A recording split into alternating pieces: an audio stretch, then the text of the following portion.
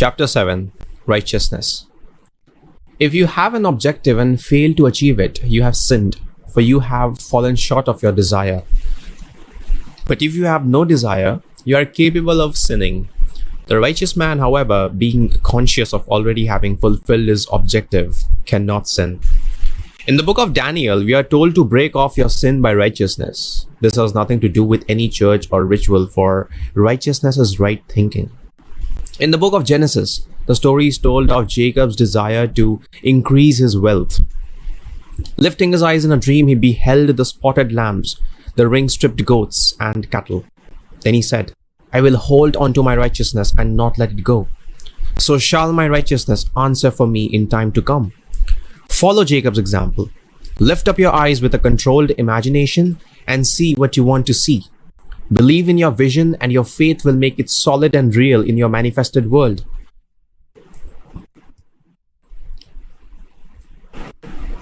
While sitting in your chair, you can assume a state of consciousness you desire to possess, even though your reason and outer senses deny its reality. Then as Jacob, you can say, my righteousness shall answer for me in time to come. Jacob knew that he could not become perverse and turn from the new state, but that if he maintained a consciousness of having what reason denied, including the law of genetics, he would achieve his goal. God the Father is not a man, but the dominant idea that you serve. The enemies of your idea are those of your own household, your own thinking. Hold a dominant idea in your consciousness, and in a way you do not know, what your righteousness, right thinking, will cause the desired state to externalize itself in your world. A Pharisee is one who conforms to all man-made laws, one who strictly observes the Levitical law of outer purification.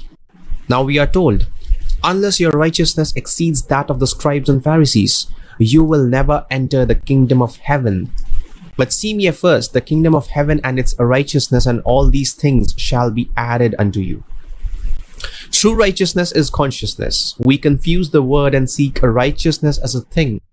But the consciousness of being is the magnet that draws a thing to it. Permeate your consciousness with the feeling of being the man or woman you want to be, and your righteousness will bring it about. You cannot inherit Christianity, rather you adopt it. As you come into its inner conviction, you become clearer and more noble. Christ taught righteousness in his law of identical harvest, saying, as a man sows, so shall he reap. Taken psychologically, a state of consciousness sown within the mind will be harvested without as external events. And in like manner, as long as you remain sowing your present state of consciousness, you will continue to encounter similar events in your life. Walk conscious of the feeling that your wish is fulfilled, and you will never sin by missing the experience of fulfillment. But you cannot turn away and return to your former state. We are all the prodigal son who went astray, but we are told that when he came to his senses, he turned around and entered his father's house, at which time he was given the fatted calf, the robe, and the ring. When you observe who you are in consciousness and come to your senses by turning to your Father, the state desired, it will be given unto you. Watch your reactions to life, and you will discover where you stand psychologically. If your reactions are unlovely, you are walking in the mud and mire, feeling the swine. But when you turn within to the Father of all life and enter the state you desire by assuming its fulfillment, your actions will be lovely. Persist, and you will move out of the mud and mire and enter the kingdom of the wish fulfilled.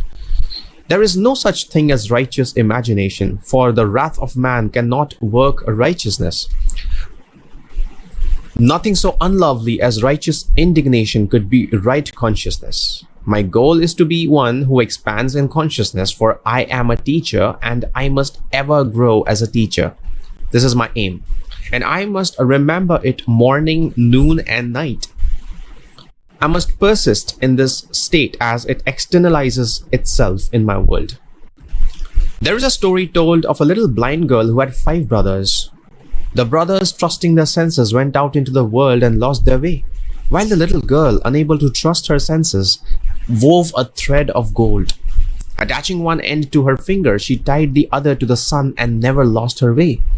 You too can learn to trust the light of consciousness by holding on to the thread that is your aim and not allowing yourself to become enmeshed in the evidence of your senses. Remembering your desire, you will not get lost like the 5 brothers, as you will not be concerned with what others are doing, but simply walk conscious of being the one you want to be. No power can keep you from your goal when you are conscious of already having attained it.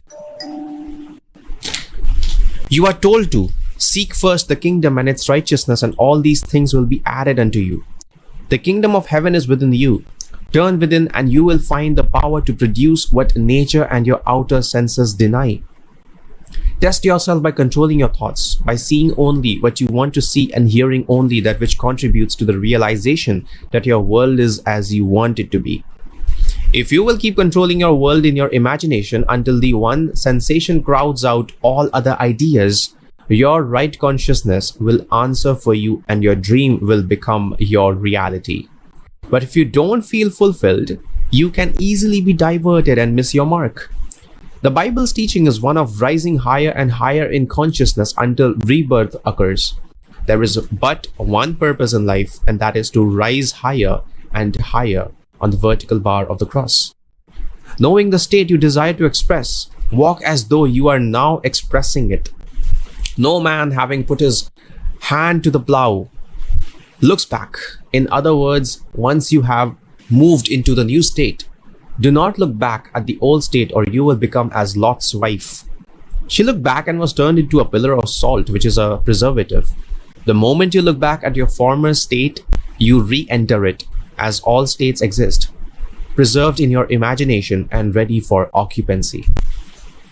The kingdom of heaven is a higher state of awareness, a step above where you now stand, and each higher level is reached by a change of attitude for the better.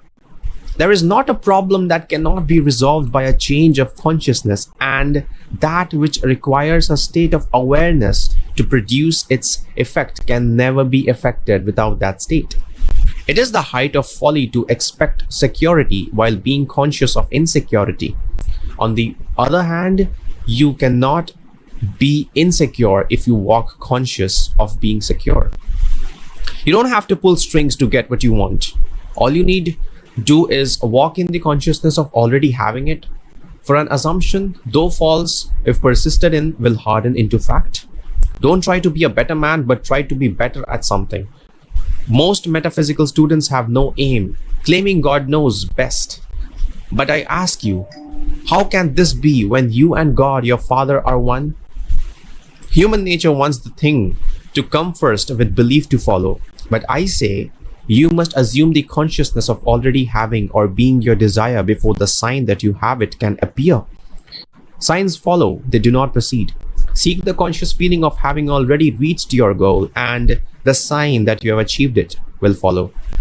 You don't get things and then become righteous. Righteousness is right seeing.